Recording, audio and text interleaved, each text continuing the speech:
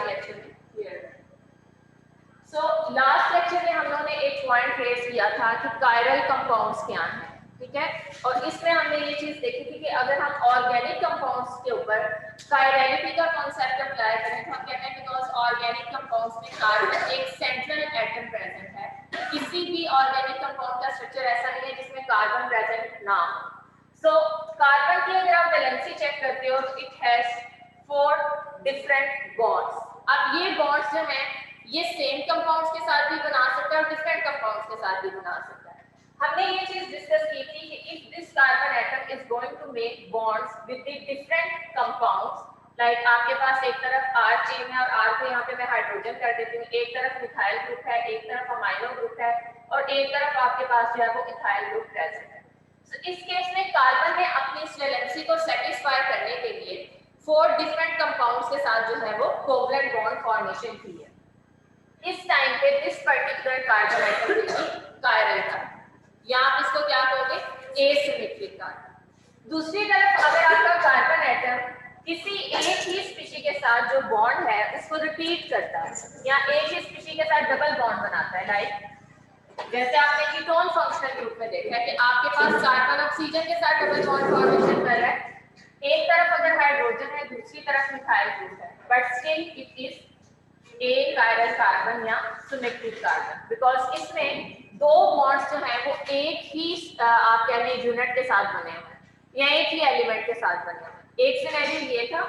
दूसरा सिनेरियो ये है कि इसमें डबल बॉन्ड फॉर्मेशन नहीं है, सिंगल बॉन्ड फॉर्मेशन ही कर रहा है, लेकिन at the 2 different points similar groups present है। लाइक यहाँ पे अगर मिथाइल ग्रुप है, इथाइल ग्रुप है, लेकिन दो पोजीशंस के ऊपर आपके जो बॉन्ड्स हैं वो एक ही जैसे एटम के साथ बन रहे हैं। तो ये भी आपके पास कौन सा कार्बन होगा, एक कायरल कार्बन।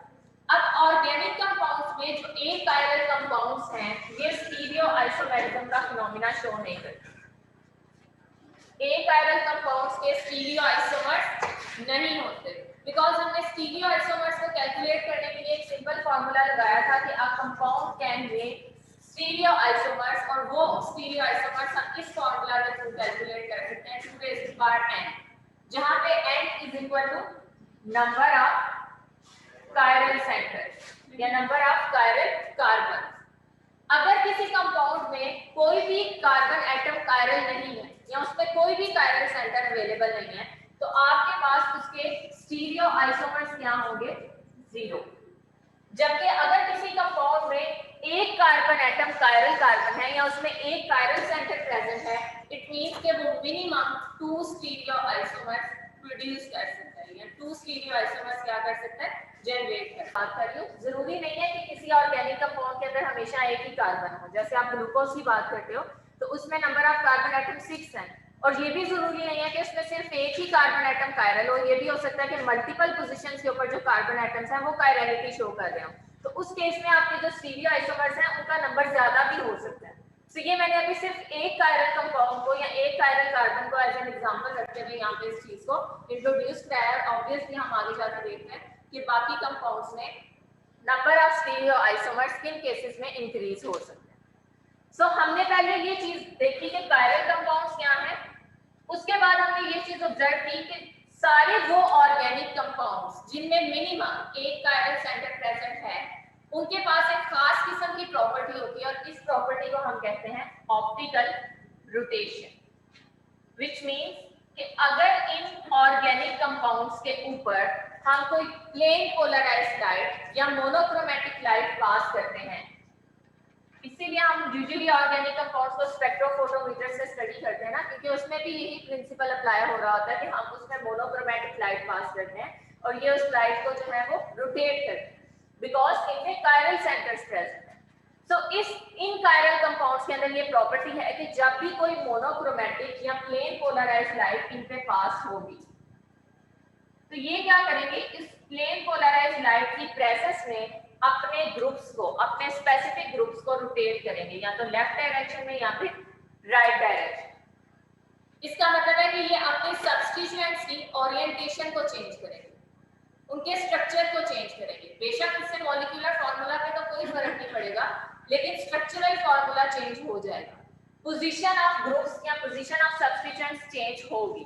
सो इस तरह से जो आइसोमर्स प्रोड्यूस होते हैं ऑप्टिकल रोटेशन की वजह से, उन आइसोमर्स को हम स्टीरियो आइसोमर्स कहते हैं। ठीक है, स्टीरियो आइसोमर्स या फिर इनैंशियोमर्स।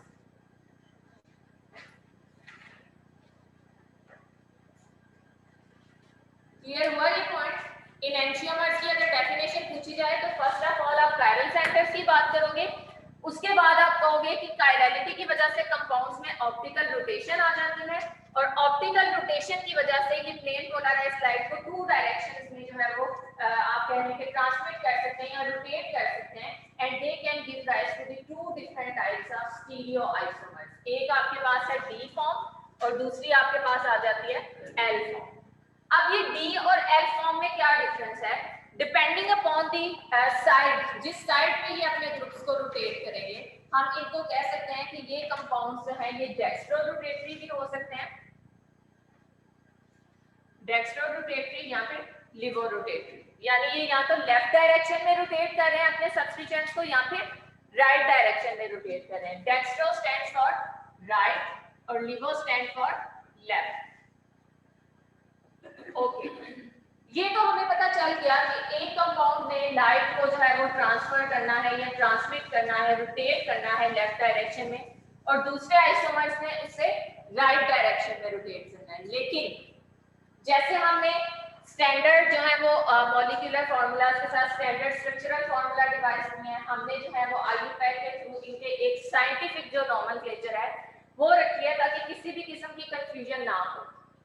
आप जब भी ग्लूकोज की बात करते हो तो जिस जगह भी ग्लूकोज का स्ट्रक्चर लिखोगे एक ही जैसा ग्लूकोज का स्ट्रक्चर लिखा जाएगा, उसमें किसी भी किस्म की जो है वो आर्ग्यूमेंट नहीं होगी।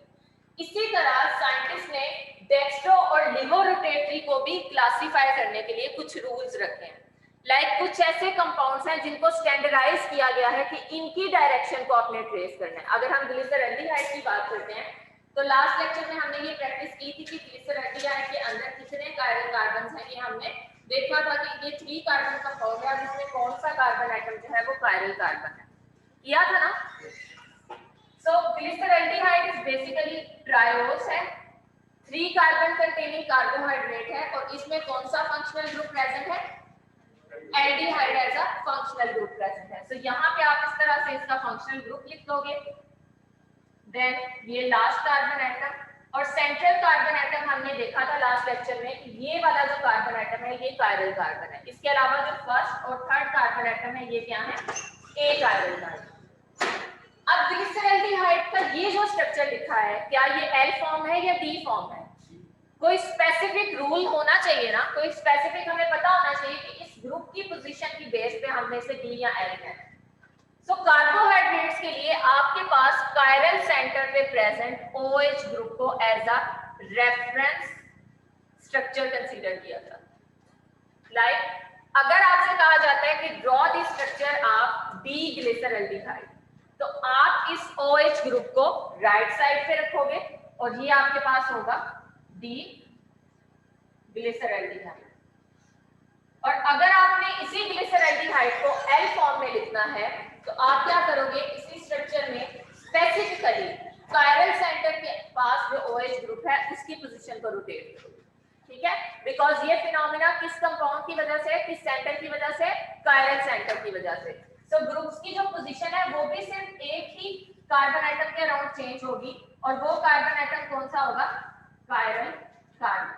तो अब अगर आपसे पूछा जाए कि दोनों ही ग्लिसरॉल्डिहाइड्स के फार्मूलाज हैं लेकिन दोनों में डिफरेंस क्या है, तो आप कहोगे कि ये दोनों एक दूसरे के आइसोमर्स हैं, स्टीरियो आइसोमर्स हैं, और ये आइसोमेरिज्म का फिनोमेना कायरलिटी की वजह से है, और इन आइसोमर्स को जो कि कायरलिटी की वजह से प्रोड्यूस होते हैं इनको हम स्टीरियो आइसोमर्स या इनैंशियोमर्स कहते हैं। ठीक है, और इनैंशियोमर्स आपके पास यहाँ पे दो तरह के हैं, one is D form and second one is L form. Is it clear? Okay, ये तो हमने उस कंपाउंड की बात की जिसमें एक कायरल सेंटर प्रेजेंट है। ठीक है, आप उन कंपाउंड्स को देख लेते हैं जिनमें एक से ज्यादा कायरल सेंटर्स हैं। अगर किसी कंपाउंड की एग्जांपल लेते हैं, इस स्लाइड को देखें, इसमें किसी किस्म की कोई कंफ्यूजन तो नहीं है?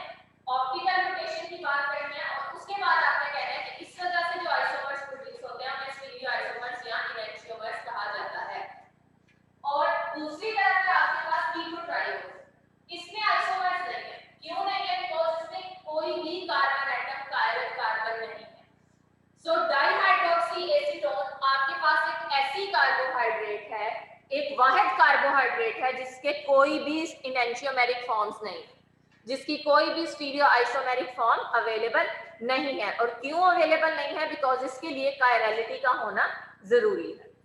क्लियर हो गया?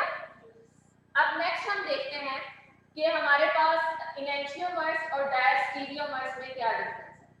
इससे पहले हम लोग ग्लूकोज का स्ट्रक्चर पहले देख लेते हैं और उसके बाद कंपेयर करेंगे कि what is the difference between enantiomers and diastereomers. दोनों ही स्टीरियो आइसोमर्स हैं, लेकिन इनके अंदर थोड़ी सी जो है वो वेरिएशन है। फर्स्ट ऑफ ऑल हम ग्लूकोज के स्ट्रक्चर के ऊपर अप्लाई करते हैं यही कॉन्सेप्ट, कायरलिटी का कॉन्सेप्ट। पहले देखते हैं ग्लूकोज में कितने कायरल सेंटर्स हैं और फिर हम देखेंगे कि ग्लूकोज को हम डी और एल फॉर्म में किस तरह से फर्दर डिवाइड कर सकते हैं। सो बच्चों अगर ग्लूकोज का स्ट्रक्चर ड्रॉ करते हैं,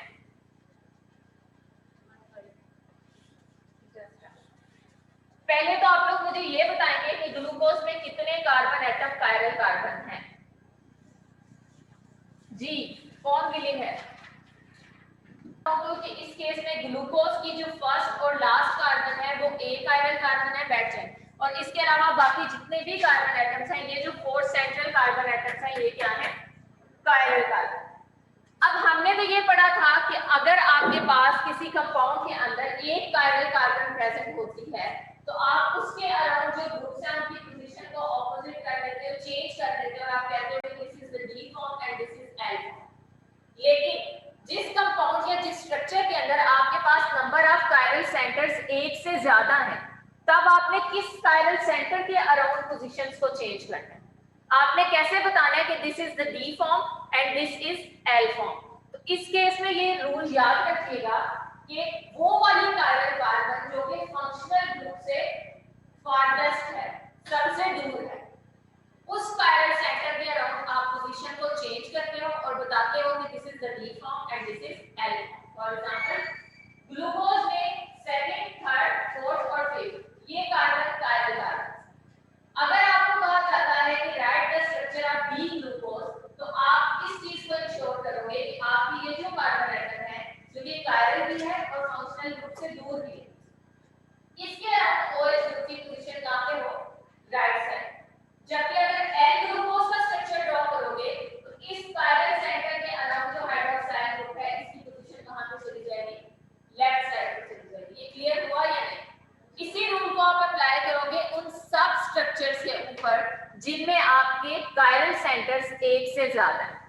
ठीक है, अगर आपसे कहा जाता है कि ग्लूकोज का स्ट्रक्चर दे दिया जाता है और आपसे कहा जाता है कि इस ग्लूकोज का डी और एल फॉर्म में स्ट्रक्चर लिखें, या आपको मैनोज का स्ट्रक्चर प्रोवाइड किया जाता है और कहा जाता है कि इसकी एल और डी फॉर्म है, कौन सी फॉर्म है बताएं, तो आपने क्या करना है कि पहले उसके कायरल सेंटर्स देखने हैं और फिर आपने उस कायरल सेंटर को एज अ रेफरेंस कार्बन रखना है जो कि फंक्शनल ग्रुप से दूर है और उसके अराउंड देखना है कि OH ग्रुप राइट साइड पे है तो वो डी फॉर्म है और अगर लेफ्ट साइड पे है तो वो एल फॉर्म है। सो ये आपसे इस तरह की जो है वो आइडेंटिफिकेशन पूछी जाएगी प्लीज यहाँ पेपर में कि बताएं कि ये पर्टिकुलर स्ट्रक्चर जो आपको प्रोवाइड किया गया है ये डी फॉर्म में है या एल फॉर्म में।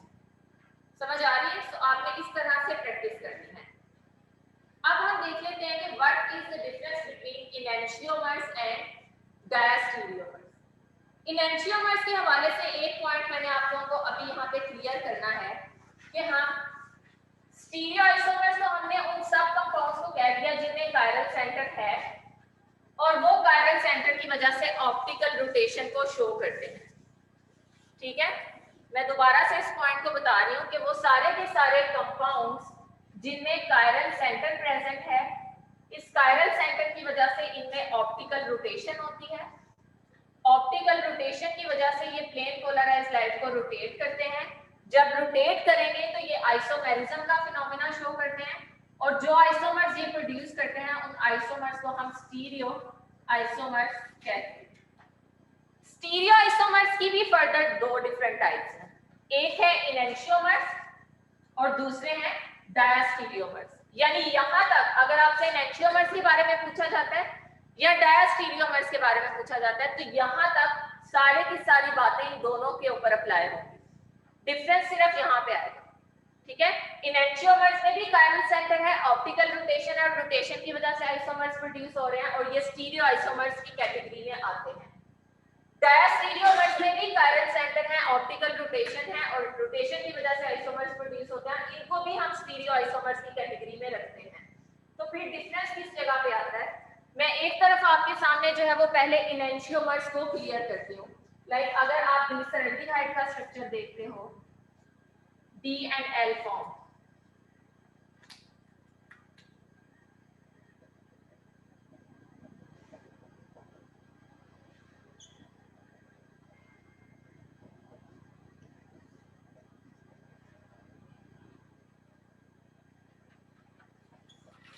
ओके क्या ये स्ट्रक्चर्स मिरर इमेजेस हैं? पहले मुझे बताएं मिरर इमेजेस क्या होते हैं?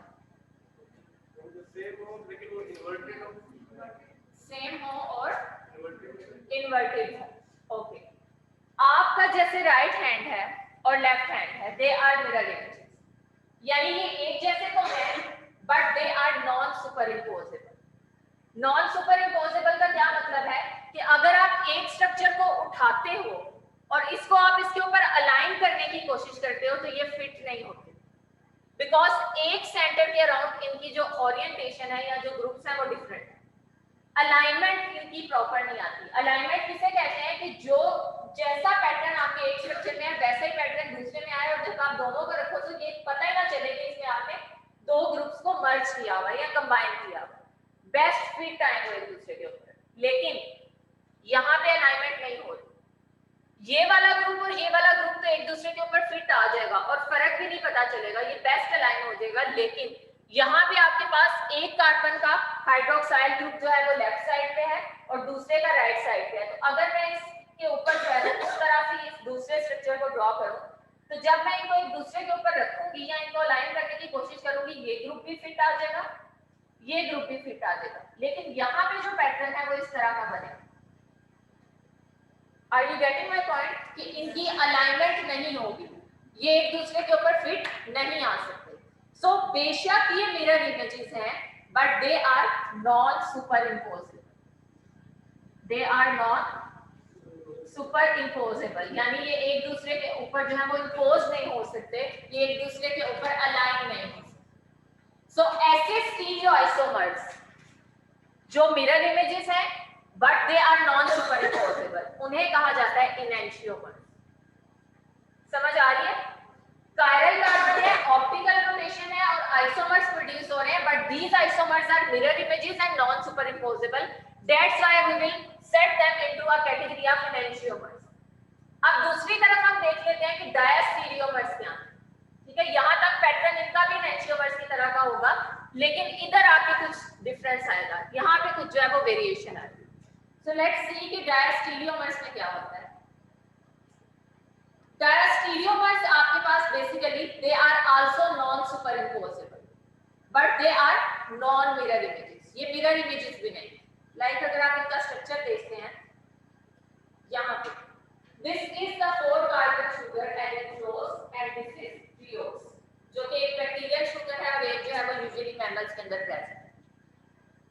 हमने इनएंशियोमर्स के केस में कहा कि these are mirror images because इनमें जितने भी कायरल सेंटर्स हैं, अगर आप यहाँ पे ग्लिसरल्डिहाइड का स्ट्रक्चर देखो तो इसमें सिर्फ एक ही कायरल सेंटर है और इसके अराउंड ग्रुप्स की पोजीशन क्या है? ऑपोजिट है, चेंज है। इसी तरह से अगर आप ग्लूकोज का स्ट्रक्चर देखते हो तो ग्लूकोज में भी आप इस पॉइंट से आते हो कि इस केस में they are also mirror images because जितने कायरल सेंटर्स यहाँ पे प्रेजेंट हैं, हर कायरल सेंटर के अराउंड ग्रुप्स की पोजीशन क्या है? ऑपोजिट। सो ऐसे स्ट्रक्चर्स को हम मिरर इमेजेस कह सकते हैं ना, क्योंकि ये एक जैसे हैं लेकिन कायरल सेंटर्स में इनकी पोजीशन क्या है? ऑपोजिट है, इन्वर्टेड है। और यही रूल हमने अप्लाई किया है अपने हैंड्स के ऊपर कि जैसे राइट हैंड और लेफ्ट हैंड को हम कहते हैं कि दीज आर मिरर इमेजेस, तो यहाँ पे इन दो स्ट्रक्चर्स को भी हम मिरर इमेजेस कह सकते हैं बिकॉज जितने कायरल कार्बन जितने प्रेजेंट हैं, हर कायरल कार्बन के अराउंड ग्रुप्स की पोजीशन क्या है? चेंज है। लेकिन डायस्टीरियोमर्स में ये होता है कि आपके किसी एक या दो कायरल सेंटर के ऊपर जो ग्रुप्स हैं उनकी पोजीशन जो है वो चेंज नहीं करती। ठीक है, अगर यहाँ पे आप देखें तो आपके पास ये जो 4 कार्बन का फॉर्म है, इसमें ये कार्बन है, ये कार्बन है, this carbon is carbon and this carbon is also chiral carbon. अब आप लोगों को पता चल जाना चाहिए कि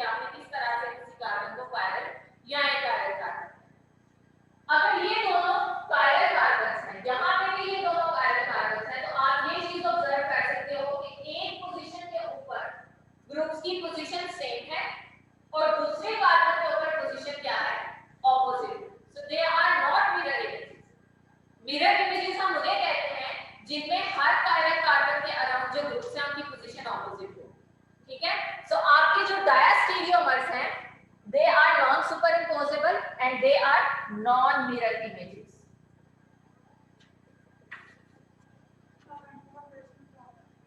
ओके, मैं दोबारा से इस पॉइंट को कह रही हूँ, एक्सप्लेन कर रही हूँ। आपके जितने भी कंपाउंड्स में कायरल सेंटर प्रेजेंट है, these compounds are optically active. They will rotate the plane polarized light in two directions, left or right, and they will produce the specific type of isomers जिनको हम stereo isomers कहते हैं।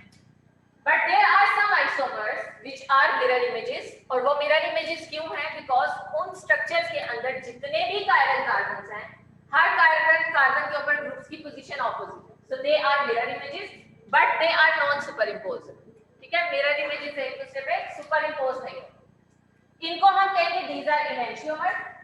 दूसरी category ये है, chirality भी है, rotation भी है, आइसोमर्स भी है, but they are not mirror images and they are non superimposable। why they are not mirror images? because इनमें जितने भी कायरल कार्बन प्रेजेंट है, सबके कायरल कार्बन के अराउंड ग्रुप्स की पोजीशन का फर्क नहीं आ रहा। किसी एक कायरल सेंटर पे ग्रुप्स ऑपोजिट हैं और दूसरे पे सेम है, इसी तरह से हो सकता है थर्ड पे सेम है और फोर्थ पे ऑपोजिट है, सो एक कंसेंसस नहीं है, एक कॉमन पैटर्न नहीं है, तो ये मिरर इमेजेस भी नहीं है। लाइक आप अगर राइट और लेफ्ट हैंड को कंपेयर करें और इसमें से दो फिंगर्स का पैटर्न बिल्कुल जो है वो आपके लेफ्ट हैंड जैसा हो और बाकी तीन का डिफरेंट हो, इसका मतलब है ये मिरर इमेजेस नहीं है। मिरर इमेजेस तब होंगे जब हर एक सेंटर के ऊपर ग्रुप की पोजीशन क्या होगी, चेंज होगी, ऑपोजिट होगी। Is it clear? जो एग्जांपल इसके अंदर जो सेंट्रल कार्बन था उसको हमने रिलेट किया था। बिल्कुल, बिकॉज इसमें सिर्फ यही कार्बन कायरल है। जी, अच्छा, जो कायरल होगा और अगर वो डिफरेंट किसी और पोजीशन पे हुआ, अगर डिफरेंट पोजीशन पे है और वो कायरल है तो उस पे भी डिफरेंट करनी चाहिए। जैसे ग्लूकोज में मैंने बताया था ना, ग्लूकोज का स्ट्रक्चर देखो तो ग्लूकोज में ये 4 कार्बन मैंने बताया था ना, ये कायरल है, इसमें भी पोजीशन डिफरेंट है, इसमें भी डिफरेंट है, इसमें भी डिफरेंट है, इसमें भी। एनांटियोमर्स की यही कंडीशन है कि ये मिरर इमेजेस हैं, और मिरर इमेजेस क्यों है? बिकॉज़ इसमें जितने कायरल कार्बन्स हैं, हर कायरल कार्बन के अराउंड ग्रुप्स की पोजीशन ऑपोजिट है, so they are mirror images but they are non superimposed. लेकिन डायस्टीरियोमर्स में ये पैटर्न जो है वो डिफरेंट है, इसमें हर कायरल कार्बन के ग्रुप्स ऑपोजिट नहीं है, that's why they are non mirror images and non superimposed. जी बच्चों, क्लियर हुआ या नहीं? हो गया? इसको आप एक दफा पढ़ेंगे बुक से तो आप लोगों को ज्यादा क्लियर हो जाएगा। So now you can differentiate enantiomers from diastereomers.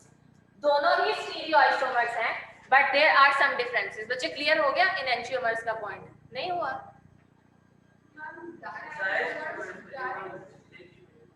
Okay, जिसको क्लियर नहीं हुआ जरा बोर्ड पे आए।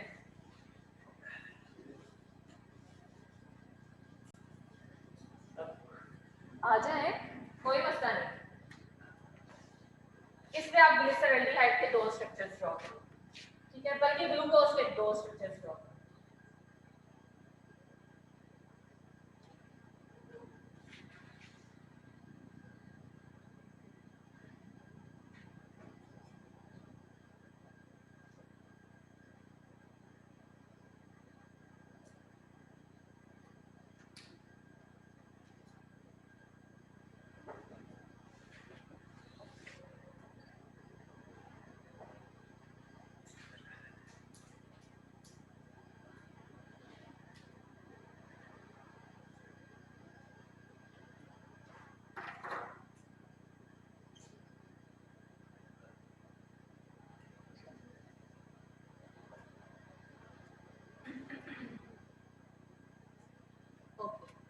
ये आपके पास एक 4 कार्बन कंटेनिंग एल्डिहाइड शुगर है, ठीक है, और ये 6 कार्बन कंटेनिंग एल्डिहाइड शुगर है, दोनों के अंदर थोड़ा सा डिफरेंस है। इधर भी ग्लूकोज का स्ट्रक्चर ड्रॉ करें, सेम 3 4 5, इसमें एक कार्बन और आती है यहाँ पे, इधर ये पैटर्न ड्रॉ कर लेना नीचे, और बिल्कुल ऐसा ही स्ट्रक्चर आप आगे ड्रॉ करो।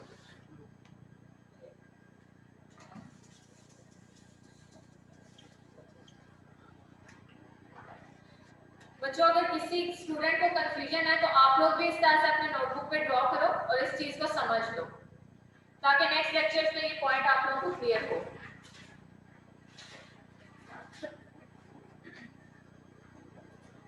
मैं ग्लूकोज का स्ट्रक्चर यहाँ पे शो कर रही हूँ ताकि आप लोग ड्रॉ कर सको।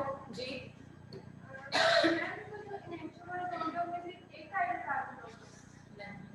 एक से ज्यादा भी हो सकते हैं।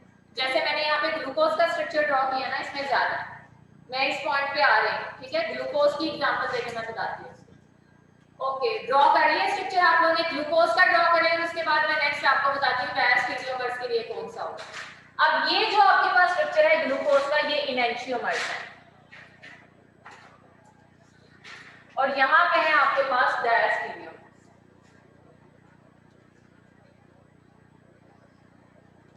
ओके बच्चे, आप अब यहाँ पे बताओ कि ये 4 कार्बन कायरल कार्बन है, ठीक है।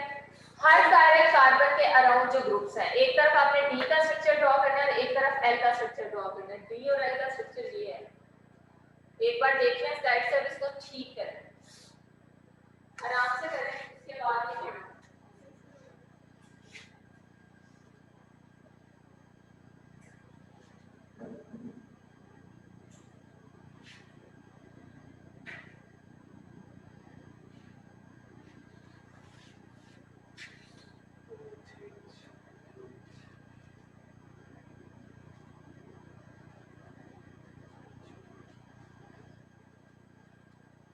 डी और एल में से डी से मैं डी के जो डी में होगा वो राइट साइड पे होगा ग्रुप होगा, और जो एल में होगा वो लेफ्ट साइड पे।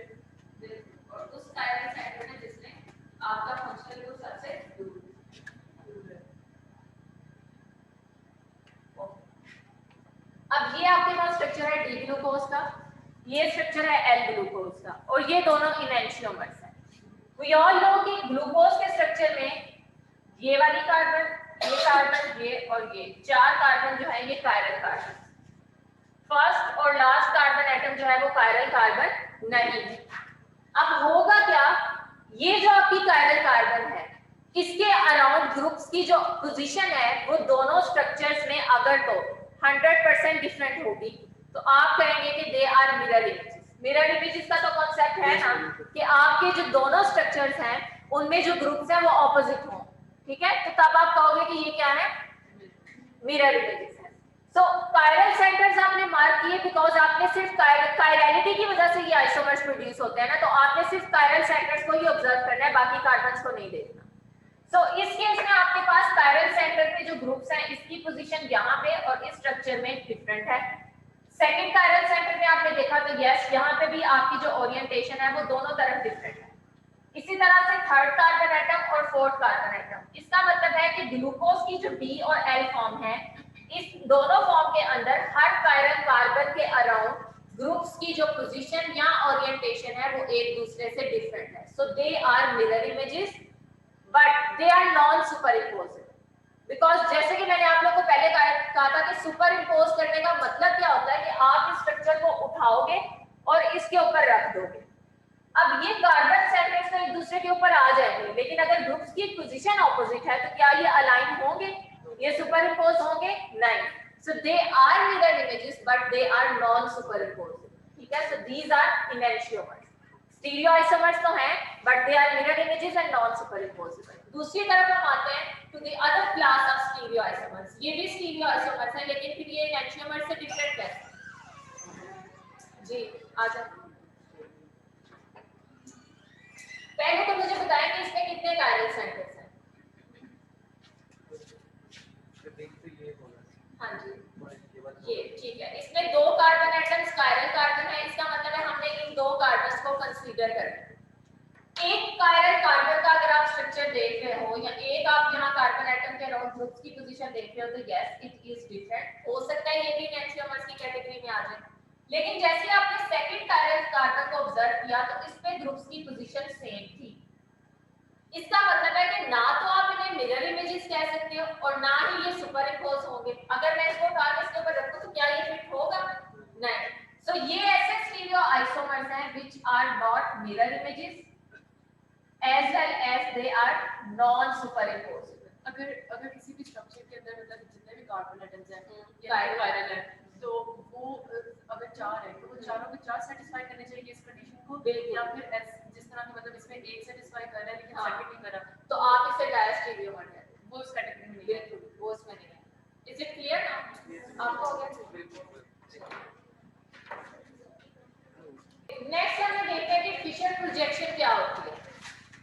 We all know कि कि जब हम किसी कार्बन की वैलेंसी को सेटिस्फाई करने की कोशिश करते हैं तो हम ये कहते हैं कि कार्बन जो है वो यूजुअली इसका जो स्ट्रक्चर है वो टेट्राहेड्रॉन की तरह का होता है। लाइक इसमें कुछ ग्रुप्स ऐसे हैं जो कि like this is carbon atom, central carbon atom, तो कुछ ग्रुप्स ऐसे हैं जो कि आउटवर्ड या बैकवर्ड डायरेक्शन में जाते हैं और कुछ ग्रुप्स ऐसे हैं जो कि हॉरिजॉन्टल पोजीशन के ऊपर इस तरह से अपवर्ड एंड डाउनवर्ड प्रोजेक्ट कर रहे होते हैं।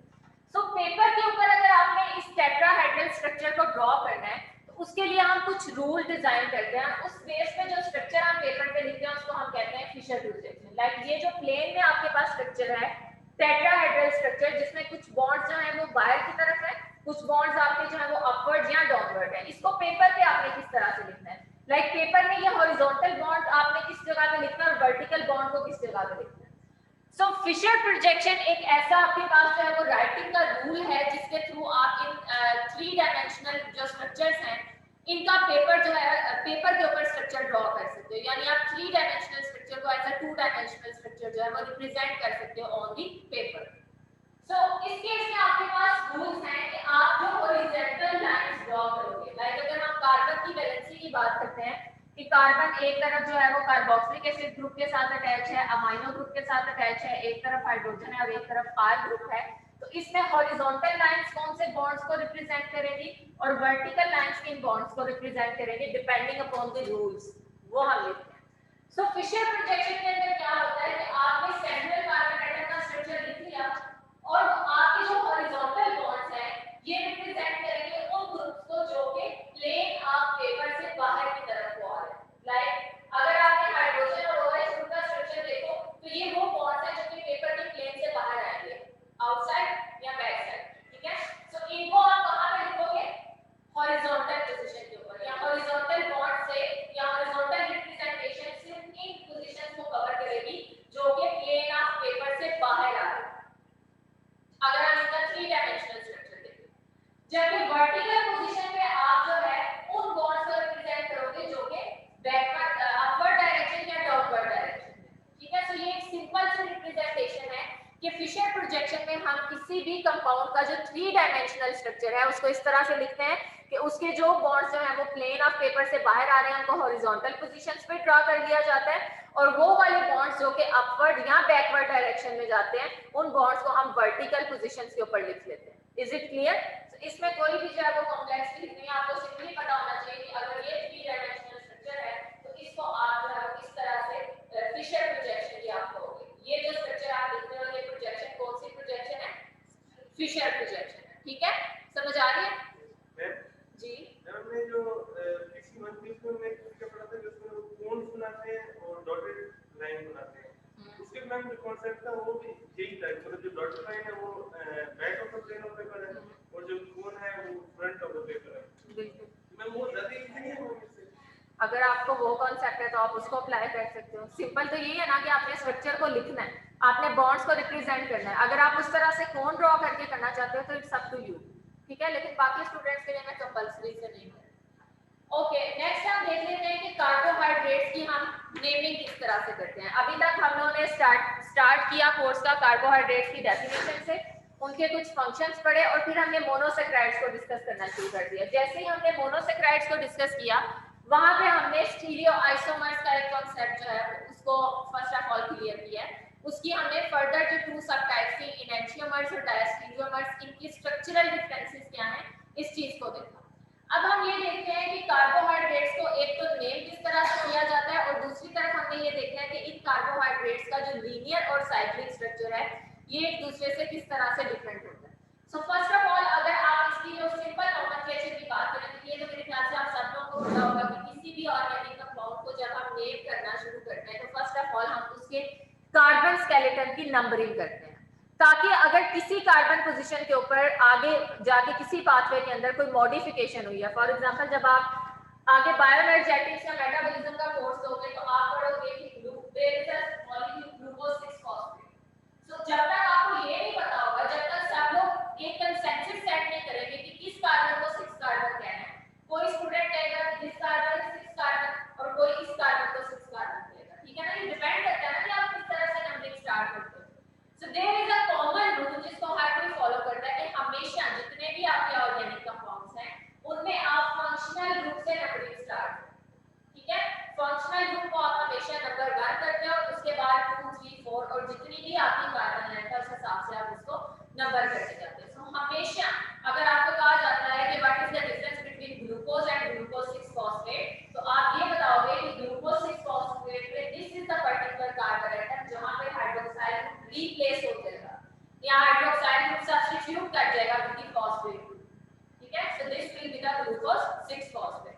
तो आपको ये पता होना चाहिए कि नंबरिंग कहां से स्टार्ट होनी है। उसके अलावा सिंपल शुगर जो आपकी एल्डो शुगर्स हैं और कीटो शुगर्स हैं, उनकी नोमेनक्लेचर में क्या डिफरेंस हो सकता है। लाइक अगर आप लोग चैप्टर पढ़ना शुरू करोगे तो बुक में किसी जगह आपको डी राइबोज लिखा हुआ मिलेगा और किसी जगह डी राइबोलोज लिखा मिलेगा। नेम को पढ़ के आपको कैसे पता चलेगा कि इनमें क्या डिफरेंस है। लाइक दोनों ही 5 कार्बन शुगर्स हैं, दोनों ही राइबोज से प्रोड्यूस हुई हैं, लेकिन इनमें फर्क क्या है। डी राइबोज के केस में आपके पास जो है aldehyde as a functional group present होगा, जबकि डी राइबोलोज में आपके पास ketone as a functional group present होगा। फॉर एग्जांपल अगर मैं स्ट्रक्चर को यहां पे ड्रॉ करती हूं तो आप यहां पे कार्बन स्केलेटन ड्रॉ करो 1 2 3 4 5, दूसरी तरफ भी 1 2 3 4 5। सो दोनों स्ट्रक्चर्स के अंदर क्या होगा कि आपके पास राइबोसिस एंड एल्डोपेंटोज। एल्डोपेंटोज का मतलब है कि इसमें aldehyde as a functional group present है और total number of carbon atoms कितने हैं, 5 कार्बन एटम्स हैं। So H OH H OH H and OH, this is aldopentose जिसमें 5 कार्बन शुगर है और इसमें एल्डिहाइड एक फंक्शनल ग्रुप है। दूसरी तरफ आपके पास कीटोपेंटोज है, number of carbon atom same है लेकिन सिर्फ फंक्शनल ग्रुप की पोजीशन का डिफरेंस आ रहा है कि यहाँ पे फंक्शनल ग्रुप जो है वो एल्डिहाइड फंक्शनल ग्रुप था जो कि एंड ऑफ चेन पे प्रेजेंट था, लेकिन यहाँ पे जो फंक्शनल ग्रुप है ये कीटोन फंक्शनल ग्रुप है जो कि सेकंड पोजीशन के ऊपर प्रेजेंट है। तो बाकी अगर आप इसका फार्मूला देखोगे तो मॉलिक्यूलर फार्मूला दोनों का सेम होगा, लेकिन इनकी जो फंक्शनल ग्रुप की पोजीशन है वो दोनों स्ट्रक्चर्स के अंदर क्या होगी, डिफरेंट होगी। तो दोनों केसेस में आपके पास ये शुगर राइबोज ही है, लेकिन अगर ये एल्डोपेंटोज है तो आप इसे कहोगे डी राइबोज। अब मैं इसे डी क्यों कह रही हूँ, बिकॉज इस केस में ये कायरल कार्बन जो है ये फंक्शनल ग्रुप से सबसे फारदेस्ट है और इसके अराउंड जो हाइड्रोक्साइल ग्रुप है वो कहाँ पे है, राइट साइड पे है। So this form of ribose is D ribose. और दूसरी तरफ आप कहोगे डी राइबोलोज। राइबोलोज की जो सफिक्स है ये इस चीज को डिजिग्नेट कर रही है कि इस केस में आपके पास जो फंक्शनल ग्रुप है this is ketone functional group. So name के थ्रू भी आप उस शुगर का स्ट्रक्चर जो है वो पूरा समझ सकते हो।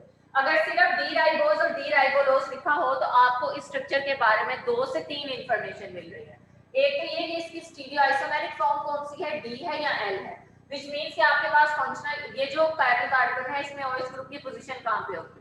दूसरी इंफॉर्मेशन आपको ये मिल रही है कि इसमें कार्बोनाइल फंक्शनल ग्रुप एल्डिहाइड होगा या कीटोन होगा। ठीक है, समझ आ रही है बात। सो इन कुछ पॉइंट्स को आप माइंड में रखते हो और उसके बाद आप जो है वो शुगर्स के स्ट्रक्चर्स को ड्रॉ करते हो कंसीडरिंग देयर नेम्स। अब मोस्ट ऑफ द शुगर्स जो कि हमारी बॉडी के अंदर प्रेजेंट होती हैं वो अपनी डी फॉर्म के अंदर एग्जिस्ट करती हैं, D glucose, D ribose, D galactose, D mannose. ठीक है, इसी तरह से प्लांट्स में भी है, बैक्टीरिया के अंदर थोड़ा सा डिफरेंस आता है, लेकिन L arabinose is an exception. ये आपके पास वाहिद पेंटोज है जिसको नेचर ने एल फॉर्म के अंदर ही रखा और इसकी रीजन क्या हो सकती है, मैंने शायद ये पहले भी बात डिस्कस की थी कि डी और एल फॉर्म जो है एंजाइम के साथ स्टीरियो स्पेसिफिसिटी डेवलप करती है। लाइक एंजाइम की एक्टिव साइट या तो डी फॉर्म को एक्सेप्ट कर सकती है या फिर एल फॉर्म को एक्सेप्ट कर सकती है, दोनों में से किसी एक जो फॉर्म है उसको वो लेती है। दैट्स व्हाई हम कहते हैं कि enzymes are highly stereo specific in nature. ये किसी एक स्टीरियो आइसोमर को ही रिकॉग्नाइज करते हैं और उसी के साथ केमिकल रिएक्शन करते हैं। सो इसकी एक रीजन ये हो सकती है कि during the course of evolution जब अरेबिनोज ओरिजिनेट हुई थी, जब लाइफ स्टार्ट हुई थी, तो उस केस में हो सकता है इसकी एल फॉर्म ज्यादा प्रीडोमिनेंट हो और जितने भी एंजाइम्स जो हैं वो सेल अरेबिनोज को कंज्यूम करते थे उनकी एक्टिव साइट इसके हिसाब से सेट हो चुकी है। सो फिर नेचर के लिए ये जो है इसकी फॉर्म को चेंज करना वो इतना इकोनॉमिकल नहीं था।